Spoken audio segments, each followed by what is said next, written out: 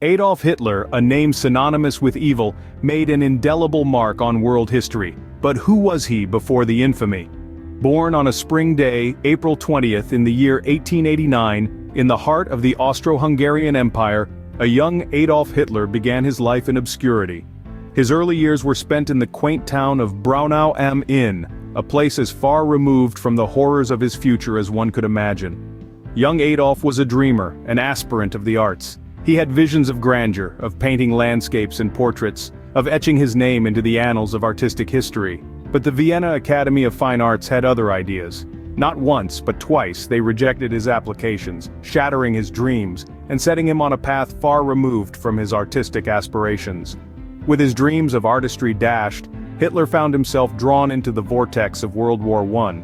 He served in the German army, a foot soldier amidst the chaos and carnage of one of history's most devastating conflicts. The war was a crucible, a transformative experience that exposed him to the raw brutality of human nature, the social and economic turmoil that enveloped post-war Germany, and the disillusionment and resentment of a defeated nation. These experiences, this immersion in the harsh realities of war and its aftermath, began to shape Hitler's worldview. He started to formulate his political ideologies that would soon consume him and, in turn, the world. These ideologies found a receptive audience in the German Workers' Party, a small political group struggling for relevance in the tumultuous post-war landscape. Hitler joined this party, harnessed its potential, and molded it to his vision. The German Workers' Party was soon transformed, reborn under a new name that would echo through history: the National Socialist German Workers' Party, or as it is more commonly known, the Nazi Party. Hitler's early experiences shaped his political ideologies, leading him to join the German Workers' Party and transform it into the National Socialist German Workers' Party, or the Nazi Party. From a struggling artist to the leader of the Nazi Party, Hitler's rise to power was marked by manipulation and opportunism. Adolf Hitler, once an aspiring artist, found his true calling not in the realm of aesthetics, but in the tumultuous world of politics.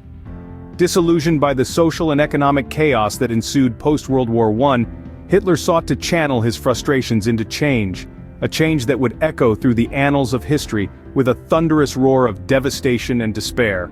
His first step into the political arena was joining the German Workers' Party, a relatively insignificant group when he first entered.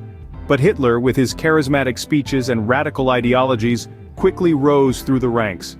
His oratory skills were second to none, and he used this to his advantage, swaying the masses with promises of a better future, a stronger Germany. In a nation plagued by economic turmoil, political instability, and a sense of national humiliation following the Treaty of Versailles, Hitler's words resonated with the people. His ideology, which championed the notion of Aryan superiority and promised to restore Germany to its former glory, found fertile ground in the hearts of many Germans. In the year 1921, Hitler became the leader of the party, now rebranded as the National Socialist German Workers' Party, or more infamously known as the Nazi Party. He skillfully manipulated the political climate, capitalizing on national resentment and widespread discontent, paving his way to the top echelon of German politics. By 1933, Hitler had successfully maneuvered his way into the position of the Chancellor of Germany. His rise to power was not just about political opportunism or charismatic speeches, it was a calculated, strategic move, exploiting the fears and frustrations of the people, promising them salvation while leading them down a path of destruction. Hitler's rise to power set the stage for one of the darkest chapters in human history. Once in power, Hitler orchestrated a reign of terror that marked the world with indelible scars. His regime was one of profound malevolence, fueled by his extreme nationalist and racist ideology. At the heart of this ideology was the notion of Aryan superiority, a belief that the Germanic race was superior and destined to rule over others. This belief system led to the systematic extermination of millions of people in what is now known as the Holocaust. Hitler's regime was responsible for orchestrating this mass genocide, resulting in the deaths of 6 million Jews. Jews were not the only victims of this atrocity. Hitler's twisted ideology also targeted other groups he deemed undesirable. These included the Romani people, the disabled, political dissidents, and many others. In total, it is estimated that between 11 and 17 million people lost their lives as a result of Hitler's policies of racial purity. Concentration camps were a key instrument in Hitler's reign of terror. These camps, established across Nazi-occupied Europe, were sites of unimaginable horror. Inmates were subjected to brutal conditions, with many dying from starvation, disease, and overwork. They were also the sites of mass executions, medical experiments, and other forms of systematic brutality. Auschwitz, the largest and most infamous of these camps, saw the deaths of more than 1 million people. Hitler's regime also propagated a culture of fear and oppression within Germany itself. Dissent was not tolerated, political opponents were imprisoned or murdered, and the media was strictly controlled to disseminate Nazi propaganda. Hitler's secret police, the Gestapo, instilled fear in the German population, with people living in constant dread of being denounced and arrested. The brutality of Hitler's regime was not confined to the camps or the borders of Germany. His aggressive foreign policies led to the invasion of numerous countries, sparking the Second World War. This war resulted in the deaths of an estimated 70 to 85 million people, making it the deadliest conflict in human history. Hitler's reign of terror was a chilling embodiment of human cruelty and the dangers of unchecked power. His regime served as a stark reminder of the depths to which humanity can sink when driven by hatred and the desire for dominance. His extremist views, ruthlessly enforced through a system of terror and oppression, resulted in the loss of countless lives and immeasurable suffering. Yet it is crucial to remember that Hitler did not act alone. His reign was facilitated by those who supported him, either out of fear, ambition, or shared belief in his twisted ideology. This complicity underscores the importance of vigilance and the necessity of standing against hate in all its forms. Hitler's reign was a chilling embodiment of the depths of human cruelty.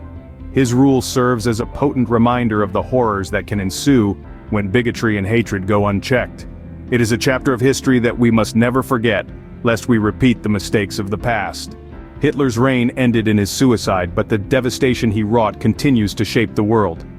As the dust settled on the battlefields of World War II, the world was left to confront the aftermath of Hitler's reign. Nazi Germany was in ruins, its cities bombed out, its people demoralized, its ideology discredited.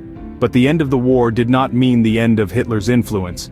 In the wake of the war, the Nuremberg Trials were held to prosecute the architects of the Holocaust and other war crimes. These trials were unprecedented, representing the first time in history that individuals were held accountable on an international stage for crimes against humanity. They set a powerful precedent for future trials of war criminals, and introduced the concept of crimes against peace. Post-war Germany was a nation in shambles, divided and occupied by the victorious Allies. The country was carved into American, Soviet, British and French zones, each governed by its respective occupying power. This division marked the start of the Cold War, a tense standoff between the United States and the Soviet Union that would last for more than 40 years. In the midst of this geopolitical upheaval, Germany wrestled with its dark past. The country was grappling with the shame and disgrace of the Nazi era, a period of history that had brought untold suffering to millions. There was a deep-seated desire among the German people to reconcile with their past, to make amends for the atrocities committed in their name. In the years that followed, Germany underwent a process of denazification, a concerted effort to purge the country of Nazi influence. This involved everything from banning the Nazi Party and its symbols, to prosecuting war criminals, to overhauling the education system to teach the horrors of the Holocaust. It was a painful process, but one that was necessary to rebuild the country and its reputation. But the legacy of Nazi Germany extends beyond its borders. It has shaped the way the world thinks about war, genocide, and human rights. The atrocities committed under Hitler's rule shocked the international community into action. They spurred the establishment of the United Nations and the drafting of the Universal Declaration of Human Rights, two institutions that have been instrumental in promoting peace and human rights since their inception. The legacy of Nazi Germany is a grim one, a stark reminder of the depths to which humanity can sink. But it is also a testament to the resilience of the human spirit, to our ability to confront our darkest moments and strive for something better. In the end, it serves as a stark reminder of the importance of promoting peace, human rights, and international cooperation.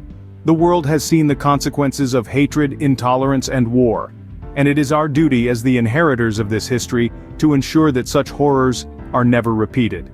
The legacy of Nazi Germany serves as a stark reminder of the importance of promoting peace, human rights, and international cooperation.